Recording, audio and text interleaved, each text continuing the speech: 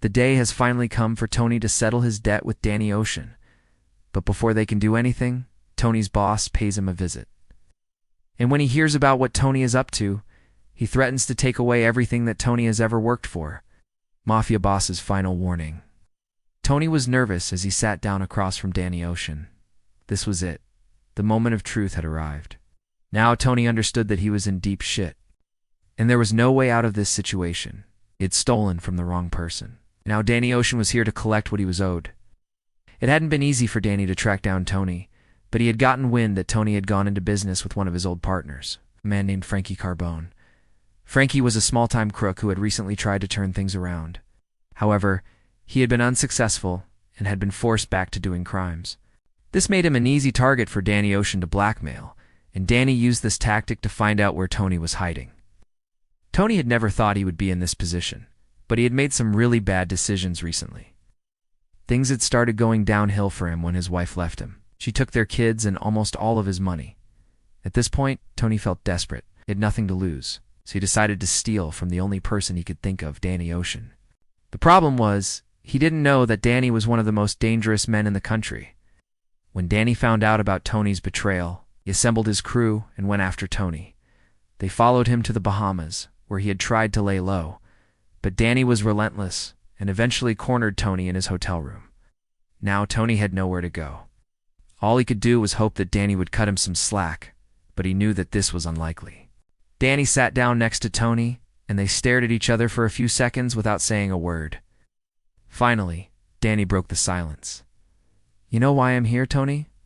I know, Danny," Tony replied. "I owe you money. I'm sorry." Danny leaned closer to Tony.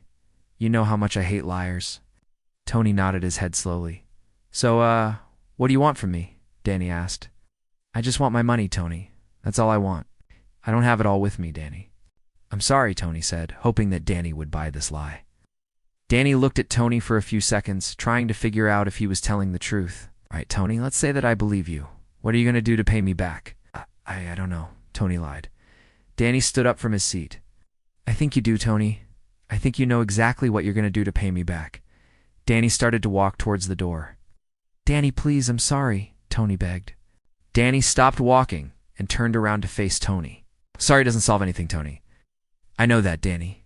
I'm willing to do anything to make it up to you," Tony said. Danny looked at Tony for a few seconds. He knew that he had Tony right where he wanted him. "Well, that sounds nice, Tony, but I don't want your apologies. I want my money. I swear I don't have it with me, Danny." "I promise," Tony insisted. Danny walked over to Tony and grabbed him by the collar of his shirt. "Don't lie to me, Tony. I know you have it with you." "Danny, please," Tony pleaded. "You don't want to do this." Danny tightened his grip on Tony's collar. "Oh, do I not?" Danny asked. "What are you going to do, Tony? You're going to hit me? It's not like I'm scared of you." "Danny, please," Tony begged. "I can make it up to you." Danny threw Tony to the ground and stepped on his chest. "No, you're going to do what I tell you to do," Danny said. "And then, if I feel like it, I might pay you back what you owe me." "But Danny, I've got nothing," Tony said. Danny stood up and walked towards the door. "That's for me to know," he replied. "You do what I tell you to do and you will be okay." After Danny left Tony's hotel room, he called one of his crew members and told him to meet him downstairs. The crew member arrived shortly and Danny gave him an envelope. "Take this to Tony," Danny said. "Make sure he gets it." The crew member took the envelope and walked out of the room. As soon as the door closed behind the crew member, a smile appeared on Danny's face. He knew exactly what he was going to do with Tony. Meanwhile, Tony was still lying on the ground when he heard a knock on the door. He looked up and saw that it was the same crew member who had delivered the envelope. The crew member opened the envelope and took out a piece of paper. "What's this?" Tony asked. The crew member handed the paper to Tony. "Read it," he said. Tony unfolded the paper and started reading. "Frankie is dead," the note read. "If you don't do what Danny says, the next person he'll kill will be someone you love." Tony's heart sank. He knew that Danny meant business. He had killed Frankie. If Tony didn't do what Danny said, then someone else he loved would die. "Where's Danny?" Tony yelled. "Tell him I'll do whatever he wants." The crew member shook his head.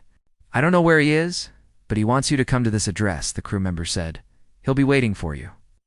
The crew member handed Tony an envelope with an address inside. "Go on," the crew member said. Get out of here. Okay.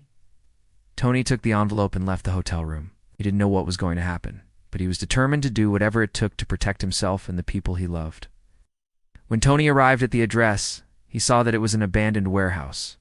He didn't know what to do, but he knew that he had to go inside. As soon as he stepped inside, he saw Danny waiting for him. "You came alone?" Danny asked. "Yeah, I didn't bring anyone with me because I don't want them to get hurt," Tony replied. "Good," Danny said. "That was smart." Danny walked over to Tony and grabbed him by the collar of his shirt. "I'm going to ask you one more time, Tony. Where is it?" I don't have it, Danny," Tony lied. Danny punched Tony in the gut. "Don't lie to me, Tony. I know you have it with you." "Danny, please," Tony begged. "I'm sorry."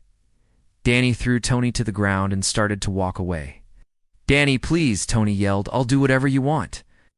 Danny stopped walking and turned around to face Tony.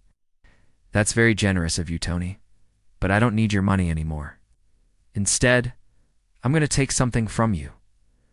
"What? What do you mean?" Tony asked.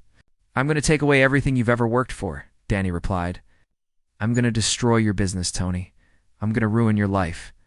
"No, Danny, please," Tony begged. Danny walked over to Tony and started to kick him in the ribs.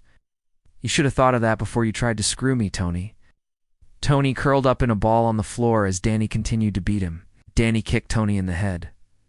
"You're a dead man, Tony," Danny said. "There's no way out of this, Tony." Danny kept kicking and punching Tony until he was unconscious. Danny stood up and looked down at Tony. "This is what you get for screwing with Danny Ocean," he said. Danny walked out of the warehouse, leaving Tony lying on the floor in a pool of his own blood. Danny got into his car and drove away. As Danny drove away, he couldn't help but feel a sense of satisfaction. He had finally gotten his revenge on Tony. He had taken everything from him. Now, Tony would never be able to make an honest dollar again. Danny smiled to himself as he drove away from the warehouse.